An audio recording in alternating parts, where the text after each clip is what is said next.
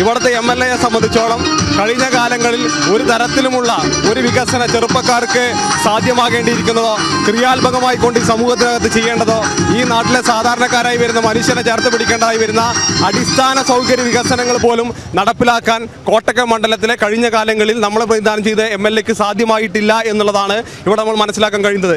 എന്നാൽ CPM-ഉം കേരളത്തിലെ ഇടതുപക്ഷ ജനാധിപത്യ മുന്നണിയും ചരിത്രപരമായ തീരുമാനത്തിനാണ് സാക്ഷ്യപ്പെടുത്തിയിരിക്കുന്നത്. കാരണം കേരളത്തിനകത്ത് വരുന്ന ഭൂരിപക്ഷം വരുന്ന ആളുകൾ സ്ത്രീ വോട്ടർമാരാണ്. ആ സ്ത്രീ വോട്ടർമാർ മുഖ്യധാരയിലേക്ക് കടന്നു വരണമെന്നുള്ളത് ഇടതുപക്ഷ ജനാധിപത്യ മുന്നണിയുടെയും CPM-ന്റെയും ഏറ്റവും മികച്ച നിലപാടാണ്.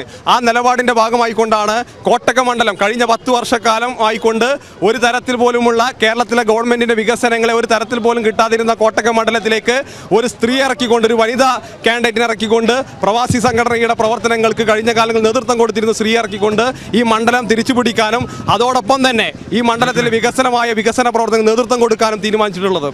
തീർച്ചയായും ഈ ഇന്ന് കണ്ട റോഡ് ഷോ ഉൾപ്പെടെയുള്ള ഏറ്റവും ആവേശോജ്വലമായ പരിപാടികൾ തീർച്ചയായും ഈ വരുന്ന തെരഞ്ഞെടുപ്പിനകത്ത് കോട്ടക്കൽ മണ്ഡലത്തിനകത്ത് ചരിത്ര വിജയത്തോടു കൂടി പ്രീതി കോഞ്ചത്ത് വിജയിക്കുമെന്നുള്ളതാണ് നമുക്ക് കാണാൻ കഴിയുന്നത്.